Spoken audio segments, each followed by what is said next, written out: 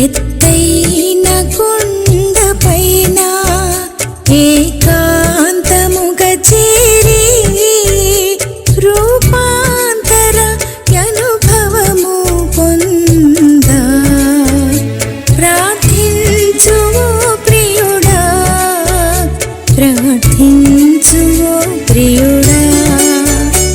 ఎత్తైన కొండపైన ఏకాంతముగా చేరి రూపాంతర అనుభవము పొందా ప్రార్థించు ప్రియుడా, ప్రార్థించు ప్రియుడా. Praise the lord. మన ప్రభువైన యేసుక్రీస్తు వారి నామమున మీ అందరికీ కూడా శుభములను తెలియజేస్తూ ఉన్నాను. అందరు బాగున్నారా? ఒంటరి ప్రయాణంలో ఎవరు నాకు తోడు లేరు, నన్ను ఆదరించేవారు లేరు, నన్ను ఓదార్చేవారు లేరు, నాకు సహాయం చేసేవారు లేరు అని నువ్వు అనుకుంటున్నావేమో. నీ ప్రతి ఆందోళన నుండి, నీ ప్రతి పరిస్థితి నుండి విడుదలను అనుగ్రహించే గొప్ప దేవునికే మహిమ కలుగును గాక. మీ కొరకు అనుదినము ప్రార్థన చేస్తున్నాం. మీ జీవితాలలో ప్రభు సంతోష సమృద్ధిని ఆయన అనుగ్రహించిన గాక. ఇంకా ఆలస్యం చేయకోకుండా ప్రార్థనతో మన హృదయాలను సిద్ధపరచుకుంటూ ఉందాం. మమ్మలను మిక్కిలిగా ప్రేమించిన మా ప్రియ పరలోకపు తండ్రి, మీ ఘనమైన నామమును బట్టి మీకు వందనాలు. ఇలా ప్రతి వారము కూడా అద్భుతమైనటువంటి నీ మాటలను ధ్యానం చేసుకోవడానికి మీరు మాకు కృపనిచ్చారు. ఇది కేవలము మీరు మాకు అందిస్తున్నటువంటి వాక్కు. మీకే మహిమ కలుగును గాక. తండ్రి, ఈ వారము మేము ధ్యానం చేసుకోబోతున్నటువంటి అంశంలో ఉన్న ప్రతి మర్మాలను మీరు మాకు బోధించి అందులో ఉన్నటువంటి మాధుర్యాన్ని మాకు తెలిసేటట్లుగా మీరు చేయమని నజరేయుడైన యేసుక్రీస్తుని శక్తి కలిగిన నామములో అతి వినయముతో అడిగి వేడుకొంచున్నాను తండ్రి, ఆమేన్. నా ప్రియమైన దేవుని బిడ్డలారా, ఈ వారం కూడా లూకా సువార్త 15వ అధ్యాయంలో ఉన్నటువంటి ఒక అద్భుతమైనటువంటి ఉపమానాన్ని మనం ధ్యానం చేసుకోబోతున్నాం. అందరికీ కూడా సులువుగా అర్థం కావాలని ఆయన ఉపమాన రీతిగా బోధిస్తూ వచ్చారు. ఈ లూకా సువార్త 15వ అధ్యాయాన్ని గనక మనం చూసుకున్నట్లయితే ఇందులో 32 వచనాలు ఉంటాయి. ఈ 32 వచనాలు ప్రాముఖ్యంగా 3 భాగాలు చేయబడ్డాయి. 3 నుండి 7 వరకు తప్పిపోయి తిరిగి దొరికినటువంటి గొర్రె గురించి రాయబడుతూ ఉంది. 8 నుండి 10 వచనాలు గనక మనం చూసుకున్నట్లయితే ఒక స్త్రీ దగ్గర 10 నాణ్యాలు ఉంటాయి. ఆ 10 నాణ్యాలలో ఒక నాణ్యము ఆమె కోల్పోవటం జరుగుతుంది. ఆమె దీపాన్ని వెలిగించుకొని ఆ పడిపోయినటువంటి ఆ ఒక్క నాణ్యమును వెతికి సంపాదించుకున్నట్లుగా మనం చూడగలం. ఈ చివరి ఉపమానం 11వ వచనం నుండి 32వ వచనం వరకు తప్పిపోయి తిరిగి వచ్చినటువంటి కుమారుని గురించి రాయబడుతూ ఉంది. ఈ 3 ఉపమానాలు కూడా ప్రాముఖ్యమైనవే. ఈ 3 ఉపమానాలు కూడా ఒకటే సందర్భాన్ని గురించి యేసు వారు విశదీకరించి చెప్పినటువంటి మాటలు. మనుష్యుడెవరో చెప్పినటువంటి మాటలు ఎంత మాత్రము కాదు.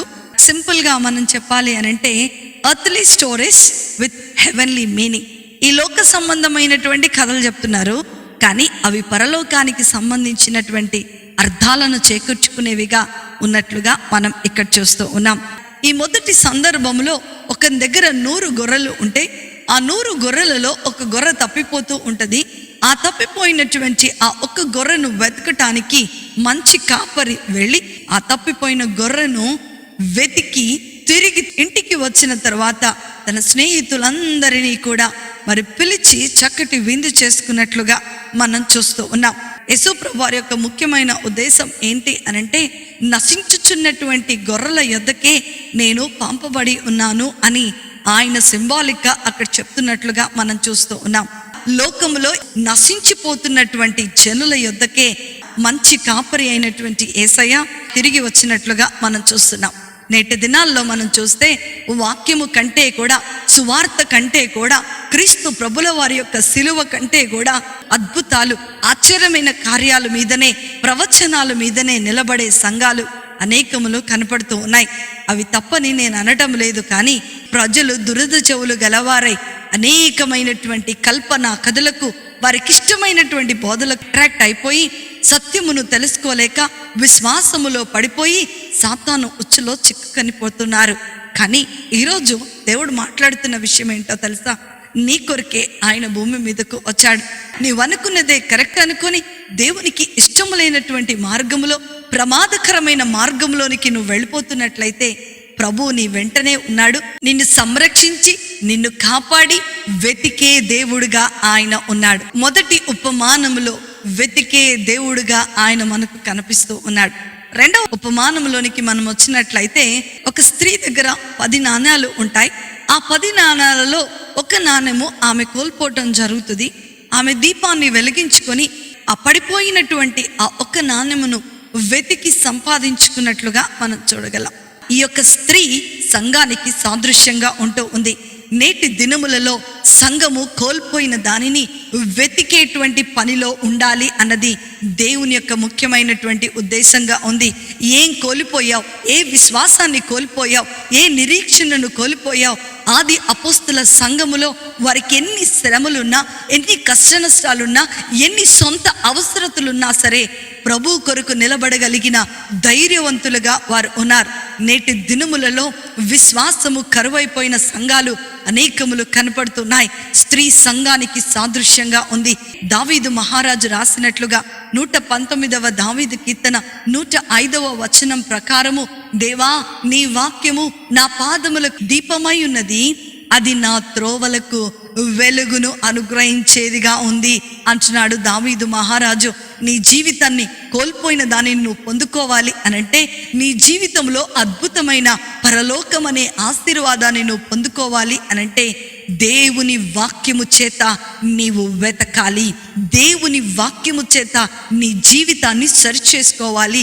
దేవుని వాక్యము చేత నీ జీవితాన్ని శుభ్రపరచుకోవాలి అని దేవుడు నీతో నాతో మాట్లాడుతూ ఉన్నాడు. మొదట ఆయన వెతికే దేవుడుగా ఉన్నాడు. 2, ఆమె వాడుతున్నటువంటి 2 పదాలు దీపము, ఊడ్చుట, ఈ 2 కూడా దేవుని వాక్యానికి ముంగుర్తుగా ఉంటూ ఉన్నాయి. దేవుని యొక్క వాక్యము నీ జీవితంలో ఉండాలి. నువ్వు ఎప్పుడు ఈ వాక్యాన్ని చదువుతావు? నువ్వు ఎప్పుడు ఈ వాక్యములో ఉన్న మర్మాన్ని ధ్యానం చేసుకుంటావు? ఈ వాక్యములో బంగారు నాణెము కంటే విలువైనటువంటి నాణెములు కలవని, ఈ వాక్యములో అద్భుతమైన ఆశీర్వాదాలు కలవని, ఈ వాక్యములో అద్భుతమైన జీవితము కలదని దేవుడు సింబాలిక్గా ఈరోజు నీతో నాతో మాట్లాడుతూ ఉన్నాడు. నా ప్రియమైనటువంటి సంగమా, ఈరోజు వాక్యం వింటున్నటువంటి నీవు నేను ఒకవేళ గనక తప్పిపోయినట్లే గాలించి నీ ఆశీర్వాదాన్ని పొందుకునేటట్లుగా నీవు ప్రయత్నం చేయాలని నేను మనవి చేస్తూ ఉన్నాను. ఇంకా మన 3వ సందర్భాన్ని గనక చూస్తే, ఈరోజు ప్రాముఖ్యంగా మనము తప్పిపోయిన కుమారుని గురించే ధ్యానం చేసుకోబోతున్నాం. యేసు ప్రభువారు చాలా అద్భుతంగా ఆయన ఉపమాన రీతిగా అసలు ఎందుకు ఆయన భూమి మీదకు వచ్చాడో చెప్తూ ఉన్నాడు. ఈ 4 సువార్తలలో గనక మనం చూసుకున్నట్లయితే ఇంచుమించు 47 ఉపమానాలు ఆయన చెప్పినట్లుగా మనం చూస్తున్నాం. ఆయన చెప్పిన ప్రతి మాట కూడా అద్భుతమే. ఆయన చెప్పిన ప్రతి మాట కూడా ప్రవచనాత్మకంగా నిరూపించబడినవే. ఇక్కడ మనం చూస్తే ఈ కుమారుడు తండ్రిని తన ఆస్తిని తనకి ఇవ్వమని అడుగుతూ ఉన్నాడు. 11వ వచనంలో మనం చూస్తే, ఒక మనుష్యునికి 2 కుమారులు ఉండిరి. వారిలో చిన్నవాడు తండ్రి ఆస్తిలో నాకు వచ్చు భాగం ఇమ్మని తన తండ్రిని అడగగా అతడు వారికి తన ఆస్తిని పంచిపెట్టెను. కొన్ని దినములైన తరువాత ఆ చిన్న కుమారుడు సమస్తమును కూర్చుకొని దూరదేశమునకు ప్రయాణమైపోయి అచ్చట తన ఆస్తిని దుర్వ్యాపారము వలన పాడు చేసెను. నా ప్రియమైన దేవుని బిడ్డలారా, ఒక మనుష్యుడికి 2 కుమారులు ఉన్నారంట. ఆ కుమారులలో చిన్నవాడు తండ్రి దగ్గరకు వచ్చి, తండ్రి నాకు రావాల్సినటువంటి ఆస్తిలో భాగాన్ని నువ్వు నాకు ఇచ్చేస్తే నాది నేను చూసుకుంటాను, నా ఎంజాయ్ నేను చేసుకుంటాను. నీ ఇంటిలో ఉంటే ఈ స్ట్రిక్ట్ రూల్స్కి నేను భరించలేకపోతున్నాను. నీ కట్టుబాట్లకు ఒక దండం, నీ కట్టుబాట్లకు ఒక సెలవు, నాకొద్దే వద్దు అని తండ్రిని అడిగాడు. ఇక్కడ తండ్రి అతనికి ఇచ్చేసినట్లుగా రాయబడింది. కానీ మనం కనుక ఊహించుకున్నట్లయితే తండ్రి అంత తొందరగా ఏమి ఇచ్చుండడు. ఒరే బిడ్డ, లోకమంతటా కూడా చాలా చెడ్డది, మరి డబ్బు ఉన్నంత వరకే మనుషులు నీతో ఉంటారు. ఇలాంటి మనుషుల్ని నా జీవితంలో నేను చాలా మందిని చూశాను. డబ్బుంటేనే విలువిస్తారు. కాబట్టి ఇలాంటి లోకంలోనికి నువ్వు వెళ్ళకు. ఈ డబ్బంతా అయిపోయిన తర్వాత వీళ్ళెవ్వరూ నీకు అక్కర రారు. వీళ్ళెవ్వరు కూడా నీకు సహాయం చేయరు అని అన్ని విధాలుగా నచ్చ చెప్పి ఉంటాడు తండ్రి. కానీ ఈ కుమారుడు ఎంత మాత్రము కూడా వినకపోవటం చేత ఏం చేస్తున్నాడంట, తన ఆస్తిని మరి సమానముగా 2 భాగాలు చేసి పెద్ద కుమారుడికి చిన్న కుమారుడికి అక్కడ వారికి ఇచ్చినట్లుగా మనం చూస్తూ ఉన్నాం. ఈ చిన్న కుమారుడు తండ్రిని కష్టపెట్టాడు. ఈ చిన్న కుమారుడు తండ్రి మాటకు చెవియొగ్గలేదు. ఈ చిన్న కుమారుడు తనకు రావాల్సినటువంటి ఆస్తిని ఇచ్చేయి అని తండ్రి మీద ఒత్తిడి చేసినట్లుగా మనం చూస్తూ ఉన్నాం. నా ప్రియమైన దేవుని బిడ్డలారా, our father nose our future. మన యొక్క బిడ్డలు అడగకూడనిది అడిగితే వారికి ఆ వయసులో ఉన్న మెచ్యూరిటీ రాలేదు కాబట్టి వారి మెచ్యూరిటీ తీరిన తర్వాత వారికి ఏమి ఇవ్వాలో మనము నిర్ణయించేస్తూ ఉంటాం. కానీ ఇక్కడ కుమారుడు అలా చేయటమే లేదు. ఏం చేస్తున్నాడంట, ఆయన తండ్రి మాటను చెవదాటి తన ఇష్టం వచ్చినట్లుగా బ్రతకటానికి ఇష్టపడుతూ ఉన్నాడు. ఇంకా మనం చదువుకున్నట్లయితే కొన్ని దినములైన తరువాత తన యొక్క సమస్తమును కూర్చుకొని దూరదేశానికి వెళ్ళిపోయాడంట. వాడున్నాడన్న నమూనా లేకోకుండా తనకున్నటువంటి సమస్తాన్ని సమకూర్చేసుకొని ఏం చేస్తున్నాడంట, ఇక్కడ ఆయన వెళ్ళిపోతూ ఉన్నాడంట. నా ప్రియమైన దేవుని బిడ్డ, ఇక్కడ మనం చూసుకున్నట్లయితే తండ్రి సహవాసాన్ని ఆయన కోల్పోయాడు. తండ్రికి విరోధమైనటువంటి కోరికలు కలిగి ఉన్నాడు. తండ్రి చిత్తానికి అనుకూలముగా జీవించుకోకుండా తన సొంత జీవితాన్ని, తన సొంత చిత్తాన్ని నెరవేర్చుకోవటానికి పరిగెడుతున్నట్లుగా మనం ఇక్కడ ఇంకా చూస్తూ ఉన్నాం. నీ ఇష్టము, నీ చిత్తము, నీది అన్నది లేకోకుండా నాకు కావాలి, నా ఇష్టము, నాకు ఇష్టం వచ్చినట్లుగా నేను బ్రతుకుతాను అని ఇక్కడ నిర్ణయం తీసుకున్నట్టుగా మనం చూస్తూ ఉన్నాం. తండ్రికి యాంటీగా జీవిస్తూ ఉన్నాడు. తండ్రికి ఇష్టం లేనటువంటి సహవాసంలోకి వెళ్ళిపోయాడు. తండ్రికి ఇష్టం లేనటువంటి కోరికలు కలిగి ఉన్నాడు.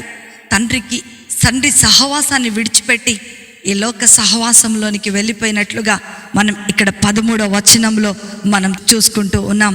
ఇంకా వాడి జీవితంలో ఏం జరిగిందో మనం 14వ వచనంలో మనం చూస్తే, దూరదేశమునకు ప్రయాణమైపోయి అచ్చట తన ఆస్తిని దుర్వ్యాపారము వలన పాడు చేసెను. అదంతయు ఖర్చు చేసిన తర్వాత ఆ దేశమందు గొప్ప కరువు రాగా వాడు ఇబ్బంది పడసాగి వెళ్ళి ఆ దేశస్థులలో ఒకని చెంత చేరెను. అతడు పందులను మేపుటకు తన సొంత పొలములోనికి అతన్ని పంపెను. నా ప్రియమైన దేవుని బిడలారా, ఇక్కడ వాడు వెళ్ళిపోయాడు. తండ్రి సహవాసాన్ని విడిచిపెట్టేశాడు. తండ్రి ఆలోచనలకు వ్యతిరేకంగా పరిగెడుతూ ఉన్నాడు. తండ్రి చిత్తాన్ని నెరవేర్చడానికి ఇష్టపడలేదు.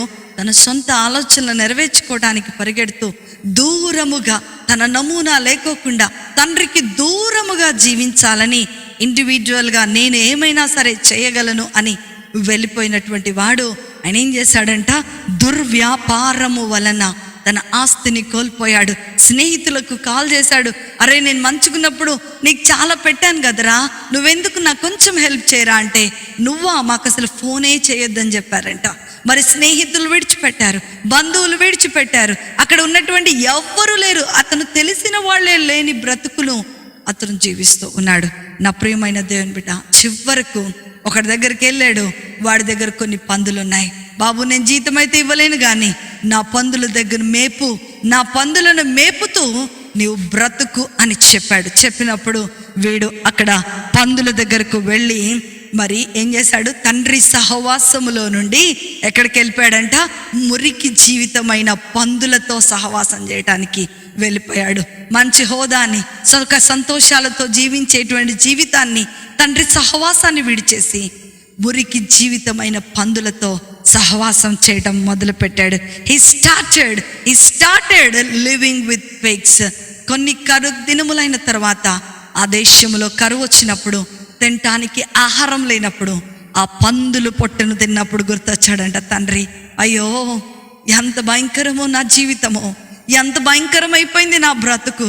నా తండ్రి ఇంట పనివాడు కూడా చాలా అద్భుతమైన భోజనం చేస్తాడని తన యొక్క పాత దినములు జ్ఞాపకం చేసుకుంటున్నాడంట.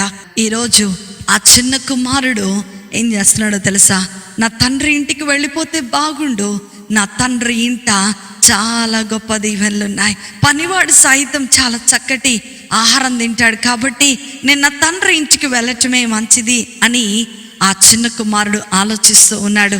అందుకనే యెషయా గ్రంథకర్త 65వ అధ్యాయం 2వ వచనములో ఏమంటాడంటే, తమ ఆలోచనలను అనుసరించి చెడు మార్గమును నడుచుకొనుచు లోబడనొల్లని ప్రజల వైపుకు దినమంతయు నా చేతులు చాపుచున్నాను అని దేవుడు మాట్లాడుతూ ఉన్నాడు.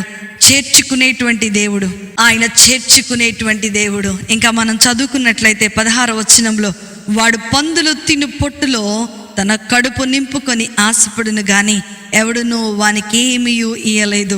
అయితే బుద్ధి వచ్చినప్పుడు వాడు, నా తండ్రి యొద్ద ఎంతమంది కూలివాండ్రకు అన్నము సమృద్ధిగా ఉన్నది, నేనైతే ఇక్కడ ఆకలికి చచ్చిపోతున్నాను. నేను లేచి నా తండ్రి యొద్దకు వెళ్ళి, తండ్రి, నేను పరలోకమునకు విరోధముగాను నీ ఎదుట పాపము చేసి తిని ఇక మీదట నీ కుమారుడు అనిపించుకొనుటకు యోగ్యుడను కాను, నన్ను నీ కూలివానిలో ఒకనిగా పెట్టుకొనమని అతనితో చెప్పేదని అనుకొని లేచి తండ్రి యొద్దకు వచ్చెను. వాడింకను 20వ వచనాన్ని నేను చదువుతున్నా, చాలా ప్రాముఖ్యం, అందరూ కూడా అండర్లైన్ చేసుకోండి. వాడు ఇంకను దూరముగా ఉన్నప్పుడు తండ్రి వానిని చూచి కలవరపడి పరుగెత్తి వాని మెడ మీద ముద్దు పెట్టుకొనెను. నా ప్రియమైన దేవుని బిడ్డ, ఇక్కడ ఎంత అద్భుతమైన మాటలు. చెడు మార్గాలను ఎన్నిక చేసుకొని తండ్రి సహవాసం నుంచి విడిచిపెట్టేసి దూరం బరిపోయి ఇష్టం వచ్చినట్లుగా జీవిస్తూ వారి సొంత కోరికలను నెరవేర్చుకునేటువంటి అనేక మంది వైపుకి ఏం చేస్తున్నాడంట, దినమెల్ల చేతులు చాచుచు ఆయన ఎదురు చూస్తున్నాడు. ఈ తండ్రికి తెలియదు కుమారుడు తిరిగి వస్తాడని. కొన్ని సంవత్సరాలు అయిపోయినాయి, వాళ్ళ ఇంట్లో ఫంక్షన్ లేవు, వాళ్ళ ఇంట్లో పప్పాలు లేవు, వాళ్ళ ఇంట్లో పండగలు లేవు.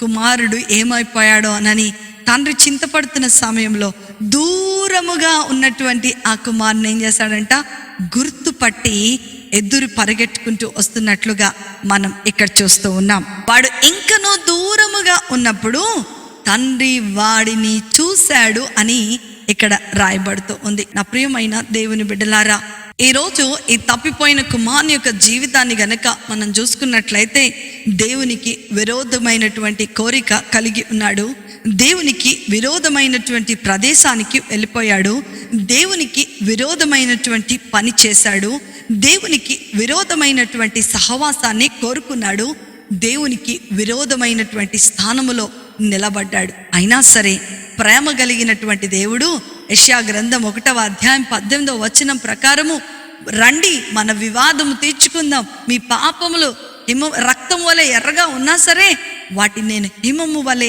తెల్లగా మార్చేస్తాను అంటున్నాడు. అద్భుతమైనటువంటి మాటల చేత దేవుడు.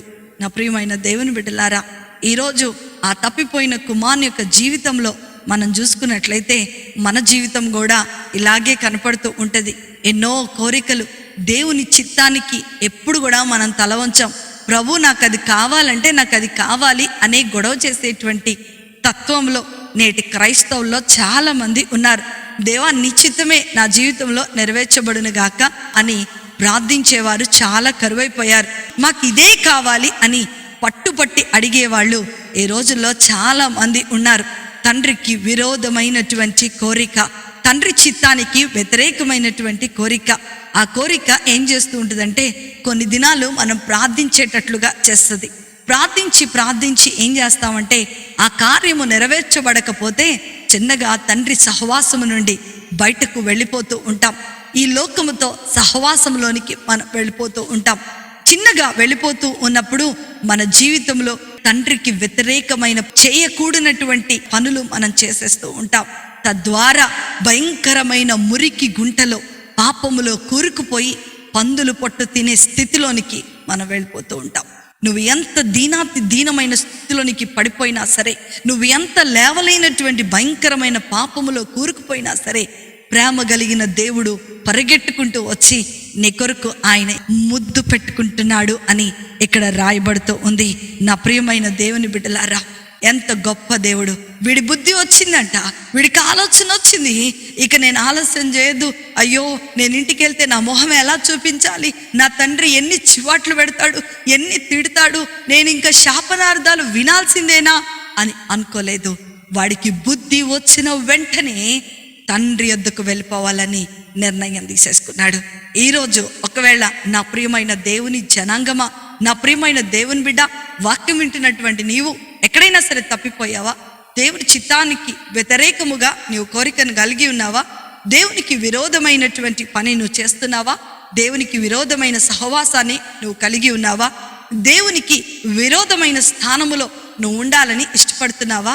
అలా అయితే నీవు అనేకమైన చిక్కుల్లో పడిపోయే అవకాశం ఉంది. అందుకే దేవుడు ఈ వాక్యం ద్వారా నీతో నాతో మాట్లాడుతూ ఉన్నాడు.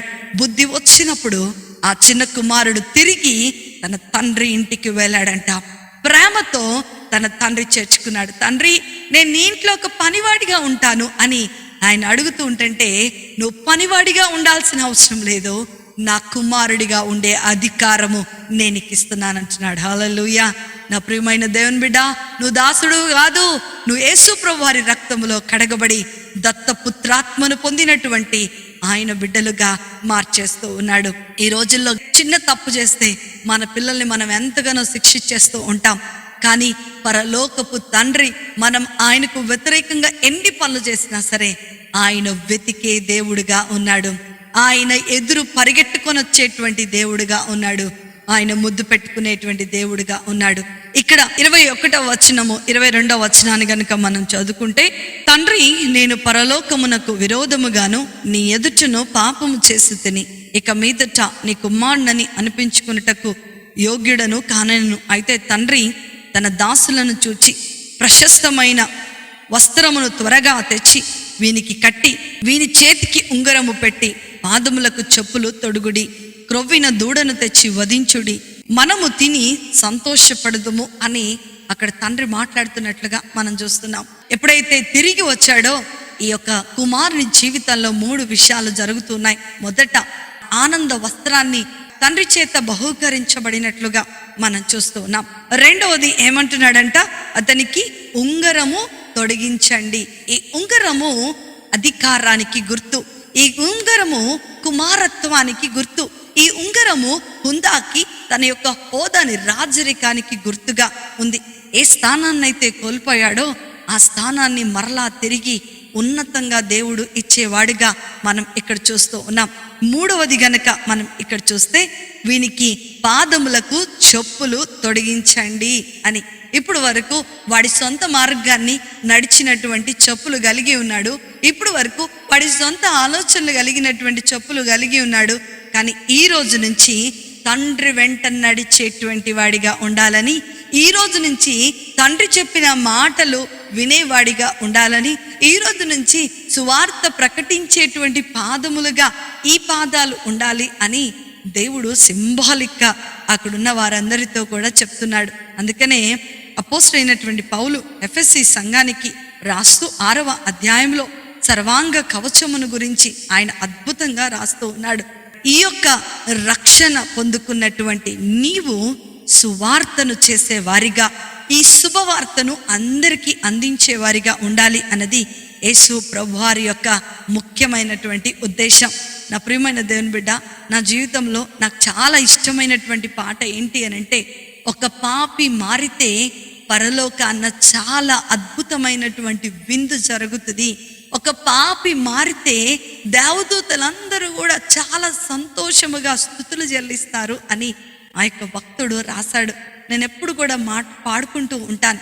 అవును, ఒక పాపి మారితే పరలోక రాజ్యములో సంబరం, నీవు తిరిగి వస్తే పరలోక రాజ్యములో విందు. ఈరోజు వాక్యం వింటున్నటువంటి నా ప్రియమైన దేవుని జనాంగమా, ఇక్కడ నిజంగా చూసినట్లయితే తండ్రి విజయము సాధించినట్లే. ఏ కార్యాన్ని సంపూర్తి చేయడానికైతే దేవుడు భూమి మీదకి వచ్చాడో ఆ కార్య సంపూర్తిని కూడా ఆయన అక్కడ మనతో మాట్లాడుతున్నట్లుగా మనం చూస్తున్నాం. ఈ ఉపమానంలో ఇంకొక కుమారుడు కూడా ఉన్నాడు, అదే పెద్ద కుమారుడు. మీ అందరినీ ఒక ప్రశ్న వేయాలని నేను అనుకుంటూ ఉన్నాను. ఇక్కడ తప్పిపోయినటువంటి కుమారుడు ఎవరు అని మనం అడగంగానే టక్కని సమాధానం ఎవరు చెప్తారంటే, అందరూ కూడా చిన్న కుమారుడు, మరి చాలా దుర్వ్యాపారాలు చేశాడు, ఆస్తినంతా కూడా తండ్రి మాటను వినకోకుండా తీసుకొని వెళ్ళిపోయాడు. కాబట్టి అన్న ఎప్పుడు కూడా మంచోడు, సాఫ్ట్ గోయింగ్, చాలా మంచి నేచర్ కలిగిన వాడు, తండ్రిని అంటిపెట్టుకొని ఉన్నాడు, తండ్రి ఇచ్చింది హ్యాపీగా తీసుకున్నాడు, ఎప్పుడు ఫ్రెండ్స్తో ఎంజాయ్ చేసింది లేదు, ఎప్పుడు కూడా పార్టీస్ చేసుకున్నది లేదు. కాబట్టి ఆ అబ్బాయి చాలా మంచోడు, ఇంటికి పెద్దవాడు. ఆ చిన్నవాడు ఉన్నాడే చాలా వరస్ట్ ఫెలో, ఎప్పుడు చూడినా తాగుడు తిరుగుడు, మరి రోడ్డు మీద తిరగటమే అని మాట్లాడుకుంటూ ఉన్నారేమో. బహుశా ఇక్కడ ఈ పెద్ద కుమారుడి యొక్క జీవితం కూడా మనం ధ్యానం చేసుకోవాలి. ఇది మర్చిపోయే విషయం ఏం కాదు. వీడి జీవితాన్ని కనుక మనం చూసుకున్నట్లయితే అందరి ఎదుట మంచి వ్యక్తిత్వాన్ని కలిగిన వాడిగా కనబడుతూ ఉన్నాడు. కానీ అంతరంగంలో వాడికి చాలా కోపం ఉన్నట్లుగా, తండ్రి ఇంట్లోనే ఉంటూ తండ్రికి చాలా దూరంగా జీవిస్తున్నట్లుగా మనం ఈ లేఖన భాగంలో యేసు ప్రభు వారు చెప్తున్నట్లుగా మనం చూస్తున్నాం.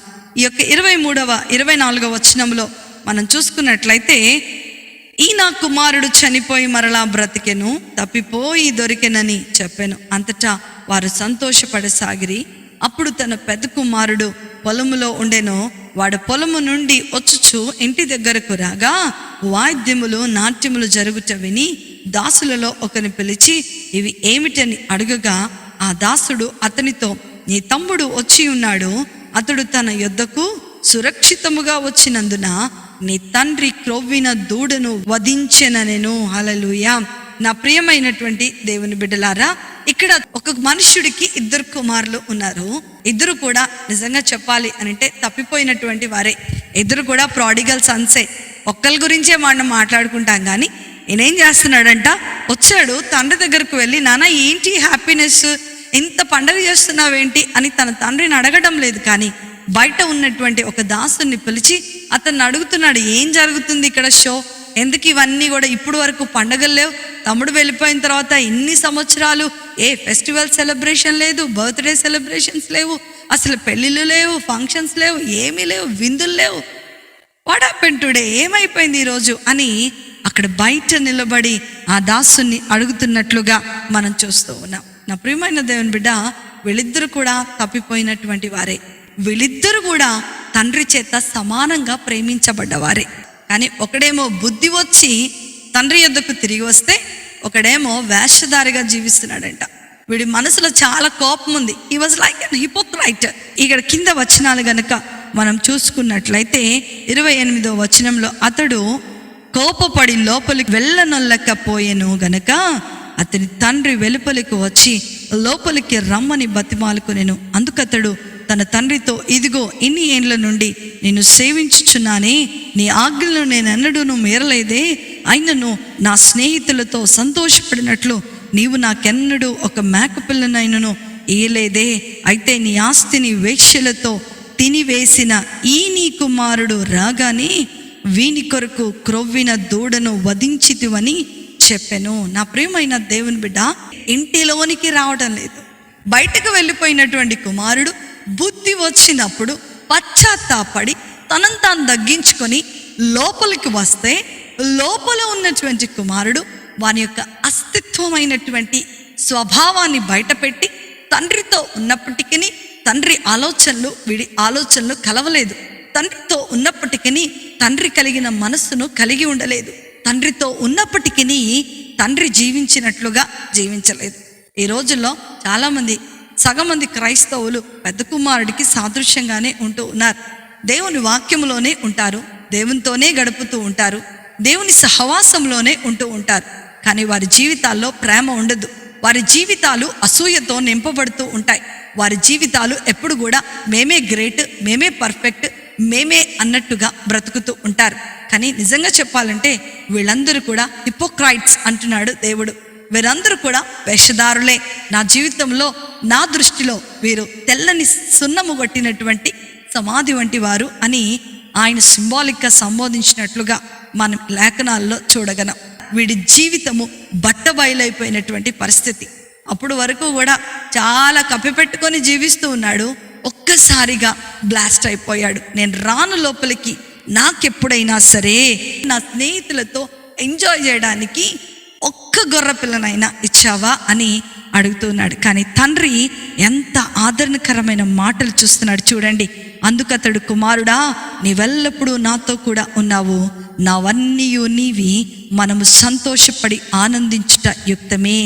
ఈ నీ తమ్ముడు చనిపోయి తిరిగి బ్రతికెనని చెప్పి తప్పిపోయి దొరికెనని అతనితో చెప్పాను. వీడేం చేస్తున్నాడో చూడండి. ఇక్కడ దుర్వ్యాపారము చేసి వాడి ఆస్తిని పోగొట్టుకున్నాడని యేసు ప్రభు వారు చెప్తూ ఉంటుంటే, వీడు ఇక్కడ ఏం చెప్తున్నాడంట, వేశ్యలతో నీ తన సొమ్మును వ్యర్థం చేసేసాడు అని చెప్తూ ఉన్నాడు. అంటే దేవుని మాట ఒకటి చెప్తే వీడు ఇంకొక మాటను చెప్తూ ఉన్నాడు. ఈ రోజుల్లో చాలామంది క్రైస్తవులు కూడా ఇలాగే ఉన్నారు. సంఘ కాపరులు వాక్యం చెప్తూ ఉంటే వీళ్ళు ఇంకొకలాగా అర్థం చేసుకొని వాళ్ళు ఏం చేస్తారంటే దానికి కొంచెం మసాలా కలిపి మమ్ములే అన్నారు, మమ్ములే టార్గెట్ చేశారు, మేము ఇంతకాలం చర్చికి నమ్మకంగా ఉన్నాం, మేము ఇంతకాలము క్రైస్తవులముగా నమ్మకంగా బ్రతుకుతున్నాం, మాకు తెలియనిదా ఈ వాక్యము, మాకు తెలియనిదా ఈ యొక్క తత్వము అని ఏం చేస్తారో తెలుసా, వాళ్ళకు వాళ్ళే వక్రీకరించుకొని ఈ వాక్యాన్ని వాళ్ళకు అనుకూలముగా వాళ్ళు నీతిమంతులుగా కనపడేటట్లుగా చేస్తారు. యేసు ప్రభువు వారు చెప్పాలనుకున్నటువంటి మాట అదే. ఈ శాస్త్రులు పరిచయాలు కూడా ఇలాంటి వాళ్ళే. నేనొక్కటి చెప్తూ ఉంటుంటే వీళ్ళు వాళ్ళకి అనుకూలముగా మార్చేస్తున్నారు అని దేవుడు ఈ సందర్భం ద్వారా తెలియజేస్తూ ఉన్నాడు. నా ప్రియమైన జనాంగమా, దేవుని యొక్క మాటలు ఎప్పుడు కూడా నిరర్థకము కావు. బైబిల్లో లెక్కించబడిన ప్రతి మాట దేవుని యొక్క జీవముతో కూడినటువంటి మాటలే. అవి జుంటెత్తేనే దారుల కంటే మధురమైనవి. ఈరోజు ఇద్దరు తప్పిపోయిన కుమారులను మనం చూస్తూ ఉన్నాం. కానీ అంతకంటే చాలా ముఖ్యమైనది ఏంటో తెలుసా, ఇద్దరిని సమానంగా ప్రేమిస్తున్నటువంటి తండ్రి ప్రేమను మనం చూస్తూ ఉన్నాం. దీని తప్పిపోయిన కుమారుని యొక్క ఉపమానము అనటం కంటే కూడా ఉన్నతమైనటువంటి తండ్రి యొక్క ప్రేమ అని చెప్పటం చాలా చాలా బాగుంటుంది. తప్పిపోయిన కుమారుడి గురించి చెప్పడం నాకు అంతగా నచ్చలేదు, కానీ ఇది చదువుతున్నప్పుడు తండ్రి ప్రేమ ఎంత గొప్పది, తహతహలాడుతూ ఉంది. నశించిపోతున్నటువంటి నీవు, లోకములో భ్రష్టత్వంలోనికి వెళ్ళిపోతున్నటువంటి నీవు, ఆయన చేతుల్లో నుంచి జారిపోతున్నటువంటి నీవు ఆయన దగ్గరకు రావాలి అని ఆయన ఆశపడుతూ ఉన్నాడు. నా ప్రియమైన దేవుని బిడ్డలారా, ఈరోజు ఈ వాక్యం ద్వారా దేవునితో నాతో మాట్లాడుతున్నాడు. అందుకనే ఏమంటున్నాడంట, సహోదర ప్రేమ కలిగి ఉండాలి. నీ సహోదరుడు బలహీనతలో నుండి బయటకు వచ్చినప్పుడు నీవు వాణ్ణి బలపరిచేవాడిగా ఉండాలి అని యేసు ప్రభువు వారు పదే పదే చెప్పినట్లుగా మనం చూస్తున్నాం. అందుకనే యాకోబు రాసినటువంటి పత్రిక 5వ అధ్యాయము 19 నుండి 20 వచనాలు కనుక మనం చదువుకున్నట్లయితే అక్కడ కూడా ఒక చక్కటి మాటలు ఉన్నాయి. నా సహోదరులారా, మీలో ఎవడైనను సత్యము నుండి తొలగిపోయినప్పుడు మరి ఒకడు అతన్ని సత్యమునకు మళ్లించిన ఎడల పాపిని వాని తప్పుడు మార్గము నుండి మళ్లించువాడు మరణము నుండి ఒక ఆత్మను రక్షించి అనేక పాపములను కప్పివేయినని తాను తెలుసుకొనవలెను. హల్లెలూయా. నా ప్రియమైన దేవుని బిడ్డ ఏం బోధిస్తున్నాడు, సంబోధిస్తున్నాడు. నీ కుమారుడు వచ్చాడు కదా, పార్టీ చేస్తున్నావు కదా అంటున్నాడు. నా తమ్ముడు వచ్చాడు అనట్లేదు వీడు. ఏమన్నాడు, నీ కుమారుడు. కానీ దేవుని వాక్యం ఏం చెప్తుందో తెలుసా, తప్పిపోయిన ఒకడు నీ సహోదరుడు తిరిగి వచ్చినప్పుడు వానిని నీవు సంరక్షించాలి. ఈ రోజుల్లో మనం చూస్తున్నట్లయితే ఒకడు పాపం చేసి ఒకడు ఘోరమైన రోత జీవితాన్ని జీవించి సంఘానికి గనుక వస్తే వీడు పాపి అని ఒక ముద్ర వేసేస్తూ ఉంటాం. నా ప్రియమైన దేవుని బిడ్డ, ఈ ఉపమానం ద్వారా దేవుడు అనేకమైనటువంటి విషయాలు మనకు నేర్పిస్తూ ఉన్నాడు. చిన్న కుమారుడి ద్వారా దేవునికి విరోధమైన ఆలోచనలు, దేవునికి విరోధమైన కోరికలు, దేవునికి విరోధమైనటువంటి పనులు, దేవునికి విరోధమైన సహవాసము నీవు కలిగి ఉంటే వాటిని విడిచిపెట్టి తండ్రి యొద్దకు నీవు మల్లుకున్న ఎడల దేవుడు నిన్ను హక్కున చేర్చుకొని ఉల్లాస ఆనంద వస్త్రాలను ధరింపచేసి నీ హోదాన్ని, నీ కుమారత్వాన్ని నీకు ఇచ్చి ఆయన అడుగుజాడలలో నడుచుకునేటువంటి జీవితాన్ని నీకు అనుగ్రహించబోతూ ఉన్నాడు. అంత మాత్రమే కాకుండా ఒకవేళ పెద్ద కుమారుడు లాగా ఇప్పుడు వరకు కూడా సహోదరుని ప్రేమించకుండా నేను నీతిమంతుడను, నేను భక్తిపరుడను అనుకుంటూ వేషధార జీవితాన్ని జీవిస్తూ తండ్రి ఇంటని ఉంటూ తండ్రికి దూరంగా నువ్వు జీవిస్తున్నట్లయితే నిన్ను కూడా ప్రభు పిలుస్తూ ఉన్నాడు. ప్రేమ కలిగినటువంటి తండ్రి ఇద్దరిని సమానంగా ప్రేమిస్తూ ఉన్నాడు. ఇద్దరిని కూడా హక్కున చేర్చుకుంటున్నాడు. ఇద్దరి నిమిత్తము కూడా ఆయన విందు చేస్తూ ఉన్నాడు. ఈరోజు నువ్వు ఏ కోణములో, ఏ కేటగిరీలో ఉన్నావో నీకు ఖచ్చితంగా తెలుసు. కాబట్టి ఒకవేళ నీవు గనక ఈ కేటగిరీలో ఉన్నట్లయితే ప్రభు చేతులు నీ కొరకు చాచబడి ఉన్నాయి. ఆయన ఎవరు నా దగ్గరకు వస్తారు, ఎవరి పాపములు నేను హిమము వలె మార్చాలి, ఎవరికి ఉల్లాస వస్త్రాన్ని నేను ధరింప చేయాలి, ఎవరిని నిత్య రాజ్యములో ఆ గొర్రెపిల్ల మహోత్సవములో పాలిభాగస్తులు చేయాలి అని ఆయన ఎదురు చూస్తూ ఉన్నాడు. ఈ భూమి మీద ఉన్నంత కాలమే నీవు క్షమించు దేవా అంటే క్షమించేటువంటి సమీపములో ఉంటాడు ఆయన. ఒకవేళ దేవుని రాకడ సమీపముగా ఉండి ఈ రోజుల్లో మనం చూస్తే హఠాత్తుగా చనిపోతూ ఉన్నారు. మన మరణం ఎప్పుడో, క్రీస్తు రాకడెప్పుడో మనకు తెలియదు. కాబట్టి ఆయన చేతుల్ని కొరకు చాచబడి ఉన్నాయి. మొదటి ఉపమానములో వెతికే దేవుణ్ణి మనం చూసాం. రెండవ ఉపమానములో గాలించే దేవుణ్ణి మనం చూసాం. మూడో ఉపమానములో పరిగెత్తుకుంటూ నీ యొద్దకు వచ్చేటువంటి దేవుణ్ణి మనం చూస్తూ ఉన్నాం. గొప్ప దేవుడు, శక్తివంతమైనటువంటి దేవుడు. ఆయన చేతులు నీ కొరకు చాచబడి పరిగెట్టుకొని, నువ్వు ఆయన దగ్గర వెళ్ళాల్సిన అవసరం లేదు. నువ్వు ఆయన దగ్గరకు వెళ్ళినట్టు చేస్తే చాలు, ఆయన దూరంలో కనబడితే చాలు, ఆయన నిన్ను పట్టుకొని ఈ భయంకరమైన దొంగ ఊబిలో పడిపోకుండా, సాతాను ఉచ్చులో నువ్వు చిక్కుకొని పోకుండా ఆయన నిన్ను, నీ కుటుంబాన్ని కాపాడబోతున్నాడు. దేవుడు ఈ మాటలను దీవించినగాక. ప్రార్థన చేసుకుందాం.